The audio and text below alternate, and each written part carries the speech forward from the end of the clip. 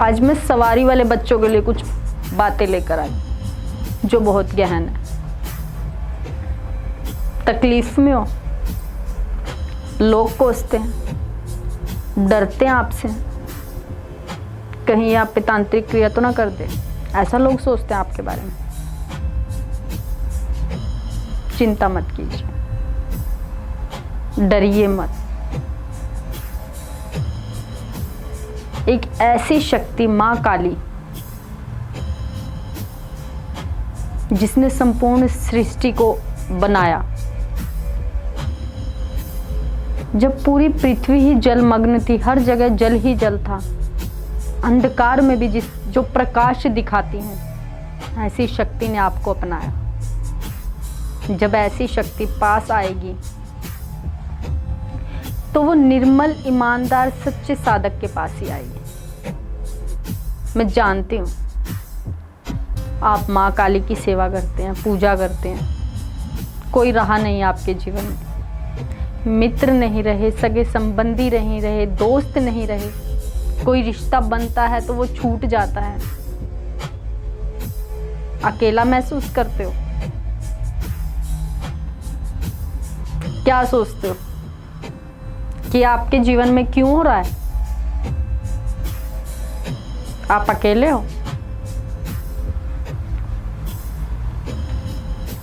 आप अकेले नहीं हो, ये आपने सोच लिया। मैं सारे काली की सवारी जिन बच्चों पर आती है, उन बच्चों को एक बात कहना चाहती हूँ, आप कभी भी अकेले नहीं हो। अपनी सवारी को खुलकर अपनाओ। आपके साथ माँ काली के गण चल रहे हैं, देवता चल रहे हैं, स्वयं भोलेनाथ की भी कृपा आप पर बन रही है। रोते हो कि ये क्या हो रहा है? गृहस्थ में हो तो ताने भी सुनने पड़ते हैं कि कोई माता नहीं आती, माता काली होती तो तुम्हारा शरीर फट जाता। बताओगे नहीं उन्हें कितने कष्ट आपने सहे? बताओगे नहीं? जब अकेले कमरों में रो रहे थे, दुख हो रहा था, अपनी चीजों से अकेले जूझ रहे थे, तब तुमने अपने इष्ट, अपनी माँ काली के सामने सर झुकाया, अपने भाव जागृत करे, वो बातें उनके सामने रखी जो किसी के सामने नहीं रख पा रहे थे। तब उस पार ब्रह्म परमेश्वरी ने आपको सुना। आप उनके सामने रोए, आंसू बहाए। वो भाव ही तो थे आपके जो उनके सामने उत्पन्न हुए। और गृहस्थ में होते हुए भी आपके भावों से खुश होकर ही तो माँ आपके पास आई। उसने देखा कि मेरा बच्चा सच में ईमानदार, वो आपके पास आई। क्या वो आपको सीधे ही प्राप्त हो गई? क्या उनकी कृपा आपको सीधे ही प्राप्त हो गई? जाने आपको कितनी परीक्षाएं देनी पड़ी। सब छोड़कर चले गए, अकेले रह गए, दुख तकलीफों को सहते रहे, हर पल पर माँ परीक्षा लेती रही, तभी तो वो पास में आई। फिर डर क्यों रहे हो अपनी सवारी को अपनाने से? जब समस्त संसार आपके पास ही नहीं था, जब अपने ही छोड़कर चले गए दुख में, जब कोई तुम्हारी सुनने वाला ही नहीं था, जब स्वयं शक्ति ने तुम्हें सुना और जब उनकी कृपा आप पर हुई, और वो सवारी रूप में आपके पास आने लगी, तो आप सवारी को अपनाने से डरने क्यों लगे? लोगों से क्यों डरने लगे? आप जिस अवस्था में थे उसी अवस्था में माँ पार ब्रह्म परमेश्वरी ने आपको अपनाया। उसका बच्चा कैसा, ये सोचे बिना उसका हृदय कैसा है, ये जानकर आपको अपनाया, आपकी एक एक बात को पूरा किया। जब वो आई तो अपनी शक्ति भी दिखाई। फिर डरते क्यों सोचते हो? उस समाज की सोचते हो जिसने आपको नहीं अपनाया था। एक ऐसी शक्ति पार ब्रह्म परमेश्वरी जिसको प्राप्त करने के लिए, जिसकी कृपा प्राप्त करने के लिए स्वयं ब्रह्मा विष्णु महेश भी साधनाएं करते हैं, ऐसी पार ब्रह्म शक्ति जब सवारी रूप में आपके पास आई तो आप विचलित क्यों हो गए, भटक क्यों गए? शक्ति के आने से कोई चेंजेस नहीं होगा, सिर्फ शक्ति के आने से आपके शरीर में चेंजेस होंगे, बदलाव होंगे। कभी आप बीमार होगे, कभी कहीं पर दर्द होगा, कभी आप सवारी रूप में खेलोगे, कभी नेगेटिविटी दूसरे की ऑब्जर्व कर लोगे। तो इन चीजों से आप घबराते क्यों? जगह जगह चौकियों के चक्कर क्यों काटते हो? ऐसा नहीं करना है। मैं अपने सारे सवारी वाले बच्चों को एक बात कहना चाहती हूँ, जब सवारी आने लगती है माँ की, तो उसे अपनाइए, मानसिक रूप पर अपनाइए। वो सिर्फ और सिर्फ आपको देखकर आई है, आपके हृदय को देखकर आई है, आपके लिए आई है, आपके भाव से जागृत होकर आई है, आपके प्रेम से जागृत होकर आई है। जब संसार नहीं आपको अपना रहा था, रिश्ते नहीं अपना रहे थे, दोस्त नहीं अपना रहे थे, नाते नहीं अपना रहे, तब आपने माँ पारब्रह्म परमेश्वरी को आवाज लगाई कि माँ मेरा इस संसार में कोई नहीं है। तब वो आपके भावों से जागृत होकर आई है। प्रेम की भूखी है, वो भी प्रेम पाने आई है। तो अपनी सवारी को खुलकर अपनाइए, खुलकर कहिए कि हाँ, हम पारब्रह्म परमेश्वरी के बच्चे हैं। चौकी गद्दियों पर मत भटकिए, इससे सब कुछ खराब हो जाता है, नकारात्मक चीजें आ जाती हैं। क्योंकि जब आपके प्रेम और निर्मल हृदय से सवारी आती है तो वो बहुत सात्विक और शुद्ध होती है। परंतु जब आप चौकी गद्दियों पर चक्कर काटने शुरू कर देते हैं और डर जाते हैं तो नकारात्मक चीजें आ जाती हैं और सवारी पीछे चली जाती है। मैं हर बच्चे को कहना चाहूंगी, भौतिक जीवन में जीते हुए अपनी सवारी के नाम जप को जपिए। जैसे माँ काली अगर आपको स्वप्न में ज्यादा दिखाई देती हैं तो ओम क्रीम कालिकाय नमः रेगुलर कंटिन्यू इस मंत्र को करिए। पहले गणपति की माला करिए, फिर इस मंत्र को करिए। क्योंकि अगर सच्ची सवारी होगी और जो भी सवारी होगी वो आपको स्वप्न में एक बार दर्शन जरूर देगी। और जैसे ही आपको दर्शन दे तो आप शुद्ध मन, ईमानदारी से, सच्चाई से सिर्फ और सिर्फ अपने इष्ट के बताए हुए रास्ते पर चलते रहें। एक माला कंटिन्यू समय पर करते रहिए। गणपति की माला करके, माता काली के मंत्र की माला करते रहिए।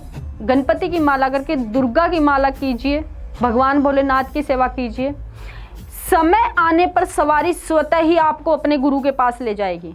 अगर गुरु नहीं आपके लायक कोई होगा तो सवारी स्वतः ही आपको स्वप्न में मंत्र देगी और आपकी त्रिकाल दृष्टि को ओपन करेगी।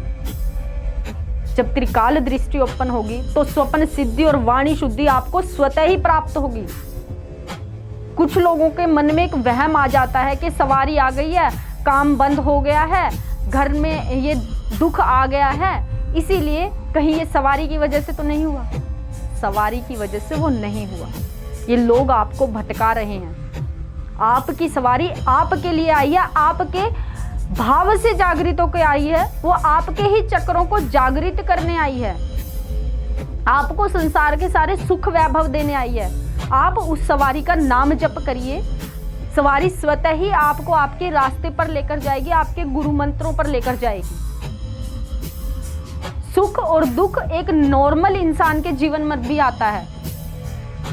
सुख और दुख से कोई बच नहीं पाया। अगर सुख 10 दिन का है और सुखी सुख आता रहे, ऐसा कोई इंसान इस संसार में है ही नहीं जो आपको सुखी मिलेगा।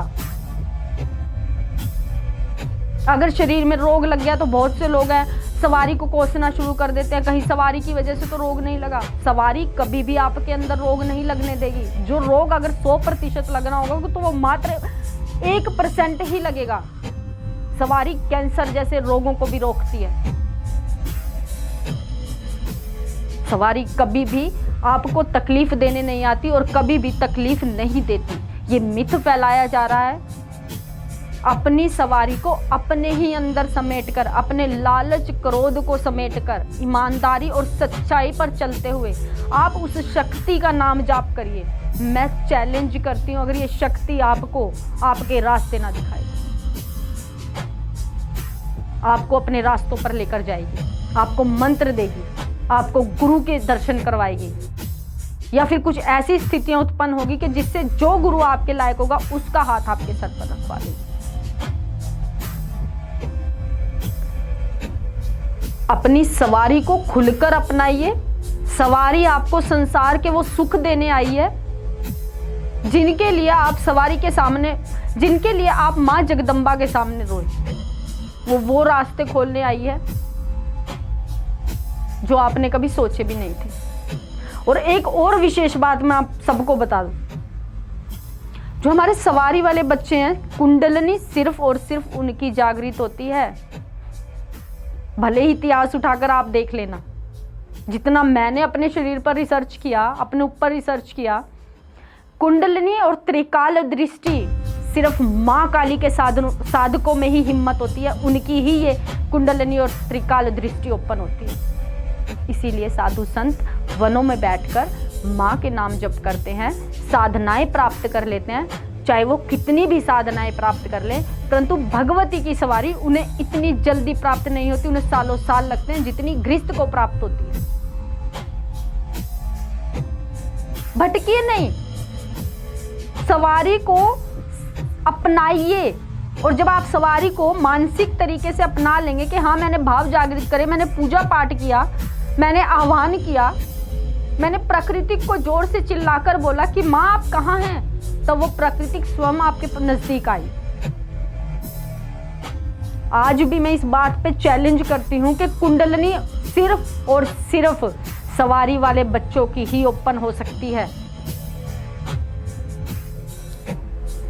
और वो तब ओपन होती है जब सवारी वाले बच्चे नाम जप करते हैं, अपनी सवारी को अपने साथ रखते हैं, मानसिक तरीके पर अपनाते हैं। क्योंकि जगदम्बा ने तो आपको अपना लिया आपके भाव और हृदय को देखकर, अब अपनाने की बारी आपकी है। अपनाइए, खुलकर जिए संसार में, और जो सवारी आ रही है उसका नाम जप करिए, जगह जगह मत भटकिए। इससे हमारे धर्म का भी गलत प्रचार हो रहा है। आप वो इस संसार को देकर जा सकते हैं जो किसी ने सोचा भी नहीं होगा। सवारी स्वतः ही आपको सारे रास्तों पर ले जाएगी। तो मिलते हैं आप सबको नेक्स्ट वीडियो में। जय माता।